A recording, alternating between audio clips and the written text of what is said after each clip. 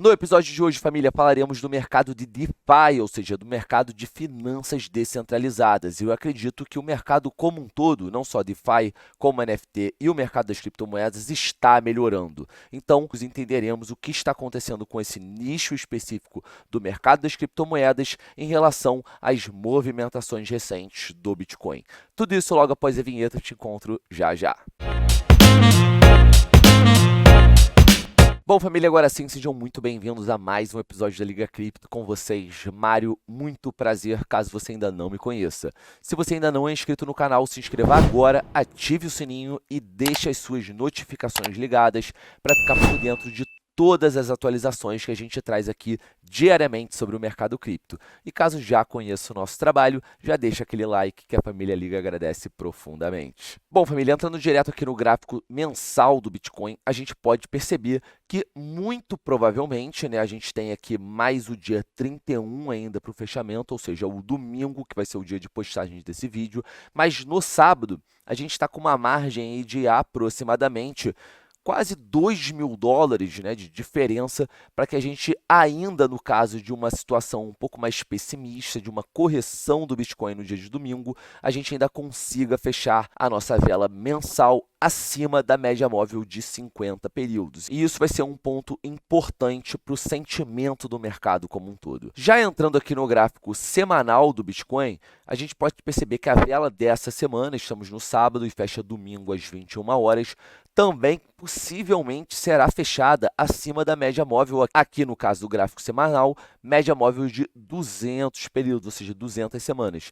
E se a gente fechar acima dessa média móvel, vai ser um importante marco em relação ao curto prazo do Bitcoin, mas mais do que isso, eu gostaria de ver um reteste nessa média de 200 períodos, só que agora utilizando essa linha como suporte e não como resistência, como a gente já fez alguns momentos aqui semanas passadas. Fechando aqui no gráfico do Bitcoin em relação ao período semanal, a gente pode perceber mais uma vez, a mais um vídeo, que a nossa linha de tendência ascendente aqui no MACD vem sendo respeitada e talvez nós vejamos uma recuperação do mercado antes desse período que eu tinha marcado aqui, dia 22 de agosto. Tá? Eu sigo muito mais confiante para o final de agosto e iníciozinho de setembro, mas existe a possibilidade de nós vermos uma reação até antes desse prazo em relação aqui ao MACD. Entrando agora no gráfico do mercado cripto, excluindo o market cap do Bitcoin, ou seja, aqui a gente só tem o market cap de todas as altcoins. A gente tem uma notícia positiva, porque não só aqui no diário, mas também aqui no gráfico semanal, temos lições importantes a serem extraídas. Em relação ao gráfico diário, a gente pode ver que o mercado respeitou esse suporte aqui de 53 bilhões de dólares. A gente veio lateralizando dentro dessas duas faixas e agora nós temos em relação ao gráfico diário duas notícias importantes. A primeira é que, pela primeira vez em muito tempo, o gráfico de velas adentra a nuvem de Shimoku aqui no diário do mercado cripto, excluindo o mercado do Bitcoin. Além disso, nós temos aqui, pela primeira vez também em muito tempo, tá? Sendo mais preciso, desde o dia 24 de março de 2022, nós não temos um cruzamento TK bullish. Então, é a primeira vez desde 24 de março que a gente não tem esse cruzamento que é extremamente bullish. Estou ansioso para ver o que vai acontecer em termos de ação de preço, caso esse cruzamento TK se confirme. Além disso, no gráfico semanal, a gente pode perceber também que a gente recobrou uma área de suporte, uma área que outrora serviu como suporte aqui em algumas semanas, depois a gente não conseguiu segurar essa faixa de preço, foi mais embaixo, chegando a agulhar até nessa terceira faixa aqui de nível de preço, só que na mesma semana a gente fez essa recuperação e segue lateralizando entre 450 bi e entre 611 bi, mais ou menos. Então, mais precisamente, após 8 barras, algo em torno de 56 dias, a gente retorna o mercado cripto para um ponto de market cap com ação de preço acima de uma linha de suporte aqui, lá em 2021, ela foi muito importante segurando grandes crises. Então a gente teve essa semana aqui do dia 17 de maio, em que a gente encontrou suporte bem aqui em 610, 615 bilhões, depois mais uma vez na semana do dia 21 de junho e depois posteriormente já 19 de julho. Agora, muito tempo depois, já em 2022, a gente tentou se suportar acima dessas faixas de preço, desse montante de mercado, na verdade, e mesmo assim, com todo o cenário pessimista, a gente foi abaixo. Aparentemente já fizemos o nosso fundo, caso esse suporte de fato seja respeitado. E por que eu estou falando isso tudo? Muito simples, é para contextualizar a recuperação que eu acredito que já está acontecendo em pequenos passos, não só no mercado de DeFi, mas também no mercado de NFTs. E, obviamente, toda essa reação será vista primeiro no mercado do Bitcoin, possivelmente algumas altcoins de large cap, ou seja, Ethereum, Polkadot, Cardano, XRP, BNB, Solana, podem começar a sentir esse efeito de reação e, aos poucos, eu espero que esse efeito vá para outros nichos de mercado. Até porque, hoje, a criptomoeda que recebe a maior quantidade de contratos inteligentes ainda é a rede do Ethereum. Então, se você tem uma recuperação da ação de preço do Ethereum, obviamente isso também resvala para todo o ecossistema e isso engloba o mercado das DEXs. Então, em 24 horas, a gente já teve 1,47 bi de volume nos últimos 7 dias, 15 bilhões de volume. E o ponto mais importante que eu acho aqui está na parte do volume mensal das DEXs. Então, eu já passei por esse ponto aqui em alguns outros vídeos anteriores e a gente já sabe que 2021 é assinalado com essa cor laranja e 2022 com essa cor acinzentada. Eu não vou nem passar pelos outros anos, porque os dados não são tão importantes para esse momento. Mas em relação ao ano de 2021 e 2022, a gente pode perceber claramente que em ambos os anos a gente teve um spike aqui de volume no mês 5 e a gente pode perceber também que no mês 7, ou seja, o mês de julho, o mês presente, foi um momento em que o mercado, em ambos os anos, apresentou uma retração substancial. Eu acredito que a gente vai viver, já que a gente só tem mais um dia para que esse fechamento seja concluído. Então, eu posso já afirmar com uma certa clareza que o mês de julho é um dos piores meses para todo o mercado, principalmente para o volume de DEXs. Só que o que é mais importante dessa confluência é observar o volume dos outros meses, porque a gente vê uma clara tendência, apesar do ano de 2022 ter sido muito mais abrupto o crescimento no início do ano, a gente tem que contextualizar também que em 2021 esse mercado das DEXs ele não era tão explorado. A cada ano que passa, nós temos mais pessoas entendendo o que é Bitcoin, entendendo o que são altcoins, e eu acho que a compreensão de o que é uma DEX ou o que é uma NFT é um ponto, um estágio secundário. Então, é natural, na minha opinião, que com o passar dos anos, nós observaremos cada vez mais volume entrando nesses mercados. Só que o meu ponto aqui é a rima que esses 2 anos têm em relação a esse mercado, porque a gente pode ver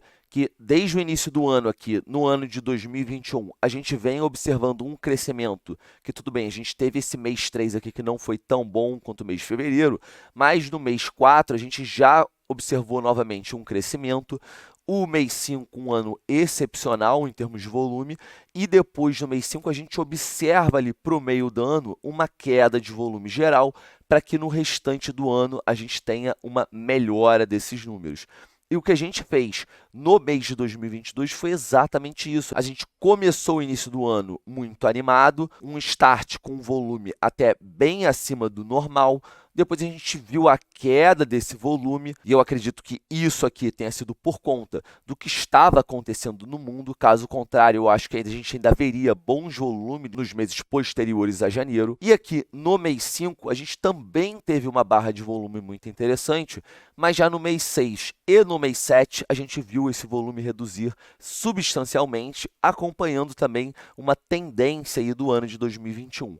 E aí, a minha pergunta é, será que no mês de agosto o mercado das DEXs acompanhará essa rima do ano de 2021? Será que a gente voltará a ver o crescimento desse mercado? E a minha opinião é que, basicamente, se a gente continuar respeitando essa linha de tendência ascendente no gráfico semanal do Bitcoin e, mais do que isso, se mantém acima da média móvel de 200 períodos, respeitando ainda essa linha de tendência no MACD, a gente tem tudo para ver um bom mês de agosto, não só no mercado das DEXs, mas também uma recuperação a pequenos passos no mercado cripto como um todo. Para fechar aqui em termos de números de DEXs, um outro ponto positivo que eu não deixaria de citar é o crescimento que a gente vem observando nesse nicho de mercado, que é constante com o passar do tempo. Eu acredito que essa tendência vai se manter por mais alguns anos, porque a gente tem que entender que isso é uma segunda camada, digamos assim, da compreensão do que é uma criptomoeda. O primeiro ponto eu acredito que seja você entender o que é Bitcoin, e se a gente pensar nesse sentido, muita gente ainda não sabe o que é Bitcoin, então eu ainda acho que essa curva de crescimento tem muito tempo de continuidade e expansão, o que no final das contas é sim uma boa notícia para quem já está inserido nesse mercado das finanças descentralizadas. Outro ponto que eu não pude deixar de comentar foi a retração que a gente teve aqui no TVL, Total Value Locked. Isso é uma dinâmica que funciona em várias redes dentro dessas finanças descentralizadas. Você também já tem hoje Total Value Locked em relação ao mercado de NFTs, então já é um conceito bem difuso dentro do mercado cripto. E o que a gente observou perante esses momentos de crise no mercado cripto, mas no mundo como um todo, foi esse TVL, essa quantidade de valor locado nas redes diminuindo substancialmente. A gente saiu de um pico em dezembro em torno de 253 bilhões de dólares locado nas redes das criptomoedas e chegamos a um ponto de apenas 72 bilhões locados, 69 na verdade, foi aqui um fundo mais aproximado que eu consigo captar, e hoje nós estamos em torno de 89 bilhões. É mais uma confluência em relação à ação de preço do Bitcoin, as movimentações em termos de volume no mercado de DeFi,